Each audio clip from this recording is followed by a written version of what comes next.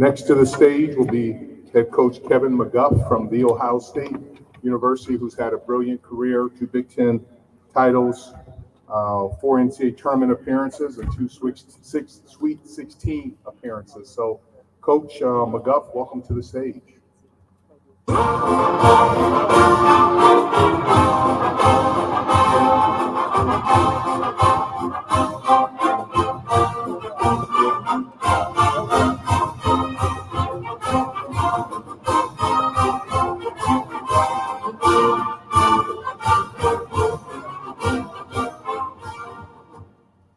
Good morning. Thank you, Mr. Warren, for the warm introduction, and thank you to everyone in the Big Ten for putting this together. It's a great event, and I'm really happy to be here. And I'll start by saying I'm really excited about our team and what I think we can accomplish this year. And we returned some really key members off last year's team. I think kind of our strength will be our backcourt with Madison Green returning as point guard, J.C. Sheldon off the ball will be a big part of what the team that we're gonna be this year.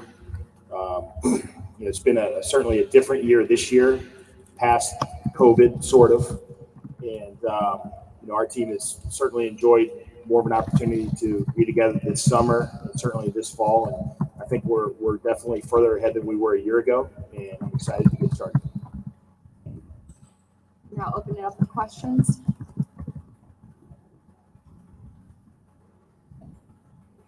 Adam Jardy with the Columbus Dispatch off here, left here. Wanted to ask you about JC and maybe the way for taking a step forward as a sophomore. If you could expand a little bit on what you see her continuing to grow and what you think this season might look like for her. Yeah, no, she's an incredible player, and she's an exceptional athlete who really plays well in our system. We've traditionally had one of the faster teams in the country, and that really plays to her strengths. She's got great speed and quickness. She's really, thus far this year improved, I think, on the defensive end as much as anything. I think she'll take a big step there. But I expect her to have an outstanding season and be one of the best players in the Big Ten.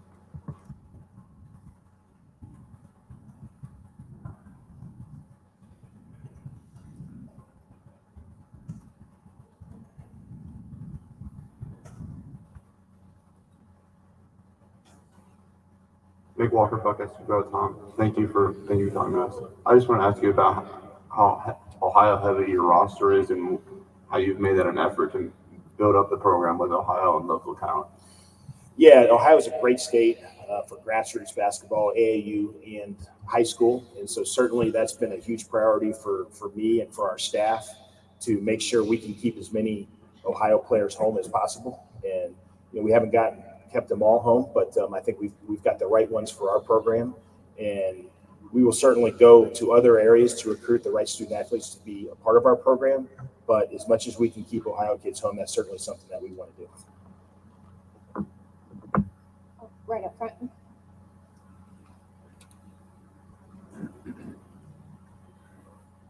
Hey, Coach, Steve Elwag, 24/7 Sports.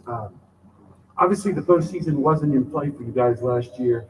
I don't know if you've spoken about that or how it seemed unfair that the people who were penalized were the kids who had nothing to do with any of the situation that was involved. But I guess maybe whatever your final thought was about that episode, and then spinning forward, what it means to have that for a team that could be there this year, I suppose.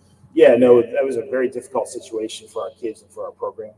Our kids have worked incredibly hard to put themselves in position to, have a chance to be in postseason, and it wasn't on the table for us. And, as an institution, we had to make difficult decisions, and I think we made the right decision, but it was really tough on our kids. And I think the success that we had last year, given that we didn't have the opportunity to go to postseason, really speaks to the character of our kids. They certainly could have mailed the season in, but we had a very successful season. We won a lot of games and really had a terrific year, and that speaks volumes to our players' character. Now it is terrific that we've put that behind us, hopefully, and would have an opportunity to be in postseason this year if we were to have the season where we earn that. But that is certainly a goal for us and something that we're going to work incredibly hard to hopefully be a part of. Back. Kevin, Steve Sterling, XL Sports, the AS Sports Network. Kevin, not only are you trying to bring Ohio students, athletes into your program, but you've been instrumental in bringing a lot of international kids into Columbus and the Big Ten. Talk a little bit about that for the people that don't know anything about that. Yeah, great question. We have certainly kind of ventured into the international market in terms of adding players from overseas to our roster, and we've had great success with that. And really, it started as USA Basketball sort of expanded and started to send more teams overseas, and we were going to watch kids from the United States play. We said, hey, we're going over to these tournaments. We might as well kind of expand our recruiting efforts and look internationally. And there's more players from overseas coming to the United States to play than there ever has been before. And so we've worked harder at that in the last few years, and we've been able to add some really talented players. And so that's been, it'll never be kind of like at the forefront of who we are as a program and the kids that we're going to recruit, but certainly it's kind of a secondary market for us. It's been really instrumental in us continuing to grow the program.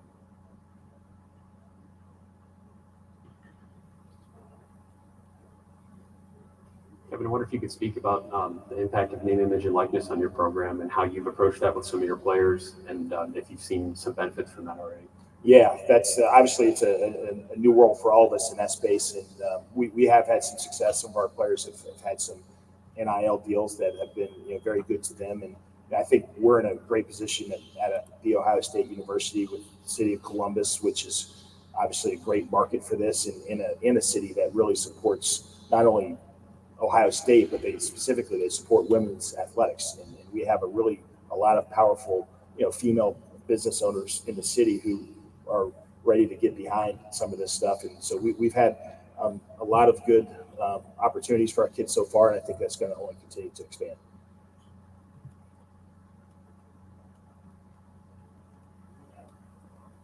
Right up front.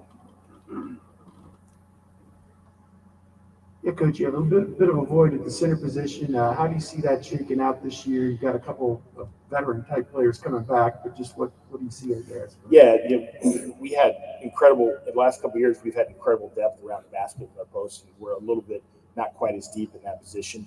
But I will tell you, Rebecca Michalakakova and Tanea Beecham have both had outstanding off seasons, and I think they're going to have really embraced the opportunity to step up with more playing time and more opportunity.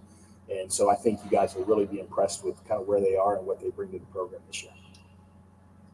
Thank you so much for your time this morning, Coach. Really appreciate it. Thank you. Go Bucks.